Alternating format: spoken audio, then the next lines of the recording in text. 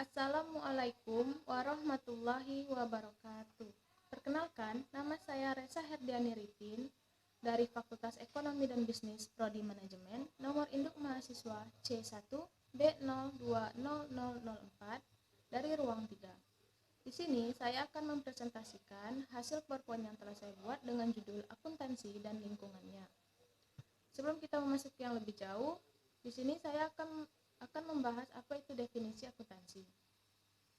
Pengertian akuntansi menurut American Accounting Association adalah proses mengidentifikasi, mengukur, dan melaporkan informasi ekonomi untuk memungkinkan adanya penilaian dan keputusan yang jelas dan tegas bagi mereka yang menggunakan informasi tersebut. Akuntansi terjemahan dari kata accounting yang berarti menghitung. Secara garis besar, akuntansi adalah suatu proses yang diawali dengan mencatat, mengelompokkan, mengolah, menyajikan data, serta mencatat transaksi yang berhubungan dengan keuangan. Seorang yang ahli dalam bidang ini disebut dengan akuntan. Selanjutnya kita akan membahas bidang-bidang akuntansi yang terbagi menjadi 11.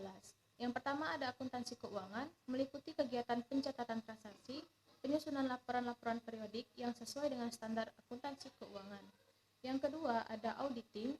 Pemeriksaan akuntan ini meliputi pemeriksaan terhadap sistem dan prosedur perusahaan, catatan-catatan yang mendukung laporan keuangan, serta memberikan pendapat mengenai kelayakan dan kewajaran laporan keuangan yang bersangkutan. Yang ketiga, ada akuntansi biaya. Bidang ini menekankan pada masalah penetapan dan pengendalian biaya dari saat produksi siap dimulai sampai dengan barang selesai diproses atau telah diproduksi. Yang keempat ada akuntansi manajemen, yaitu mengolah kasus-kasus tertentu yang dihadapi para manajer perusahaan dari berbagai jenjang organisasi.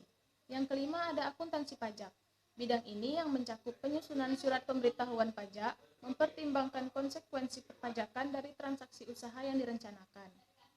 Yang keenam ada sistem akuntansi, yaitu bidang khusus yang menangani perencanaan dan penerapan prosedur-prosedur untuk mengumpulkan dan melaporkan data keuangan. Yang ketujuh ada akuntansi anggaran, adalah bidang akuntansi yang menyajikan rencana operasi keuangan untuk periode tertentu. 8. Ada akuntansi internasional. Nah, kalau ada kata internasional berarti itu masalah-masalah perdagangan internasional dari perusahaan-perusahaan multinasional. Jadi dia khusus untuk menyangkut tentang masalah-masalah yang ada di luar dari negara. Yang kesembilan, ada akuntansi lembaga non-profit, yaitu bidang akuntansi yang mengkhususkan pada masalah pencatatan dan pelaporan transaksi dari unit-unit pemerintah dan organisasi non-profit seperti tempat ibadah. Yang ke-10, ada akuntansi sosial, yaitu yang mengukur biaya dan manfaat sosial, misalnya mengenai masalah penggunaan dana kesejahteraan sosial dalam sebuah kota besar. Lalu yang terakhir, ada akuntansi pendidik, yaitu bidang yang menyangkut ruang lingkup pendidikan.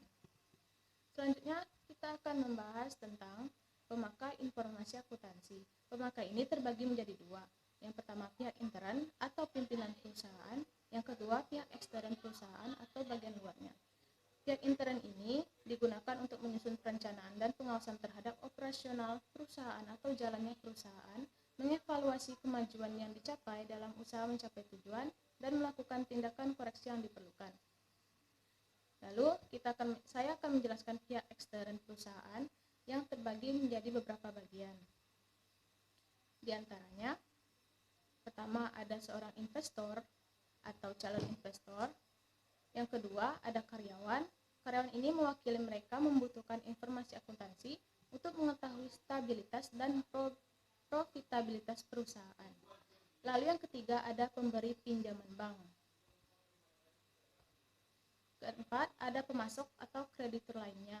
Ini maksudnya yaitu kreditur usaha berkepentingan pada perusahaan dalam tenggang waktu yang lebih pendek daripada pemberi pinjaman, kecuali jika sebagai pelanggan utama mereka tergantung pada kelangsungan hidup perusahaan.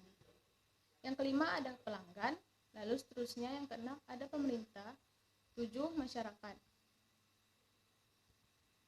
Selanjutnya, saya akan membahas apa itu proses dalam akuntansi. Proses ini terbagi menjadi beberapa bagian. Yang pertama adalah mencatat. Proses pertama dan yang paling penting dalam proses akuntansi adalah pencatatan transaksi yang terjadi dalam perusahaan. Yang kedua ada meringkas. Disinilah peran akuntansi untuk menggunakan data mentah. Setelah meringkas, ada itu yang dinamakan melaporkan. Dalam hal ini, pemilik perusahaan akan menerima suatu laporan keuangan yang biasanya dikirimkan setiap bulanan. Setelah melaporkan, ada lagi yaitu menganalisa. Setelah merekam dan meringkas, tentunya Anda harus menarik kesimpulan. Nah, disinilah peran penting manajemen untuk memeriksa poin yang positif dan negatif. Selanjutnya, saya akan membahas manfaat-manfaat informasi akuntansi.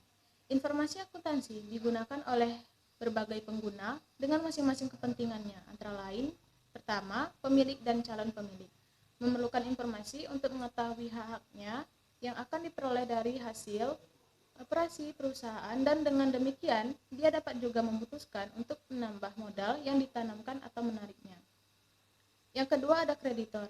Informasi akuntansi dapat digunakan untuk mengambil keputusan diberi atau tidaknya kredit yang diajukan oleh debitor serta berapa yang dapat diberikan kepadanya. Yang ketiga ada pemerintah. Membutuhkan informasi keuangan dalam mengevaluasi pajak dan untuk mengetahui apakah perusahaan telah mematuhi peraturan-peraturan yang berlaku atau tidak, misalnya sehubungan dengan upah minimum regional yang berlaku. Yang keempat ada karyawan atau federasi buruh, membutuhkan informasi keuangan untuk menentukan kontrak-kontrak kerja atau keputusan-keputusan lain yang diperlukan. Yang kelima ada manajer perusahaan untuk melakukan evaluasi hasil operasi yang telah dilakukan sehingga dapat digunakan untuk pengambilan keputusan strategi. Oke, selesai. Nah, itu saja yang dapat saya sampaikan. Mohon maaf bila ada salah kata. Saya akhiri. Wabillahi taufiq wal hidayah. Wassalamualaikum warahmatullahi wabarakatuh.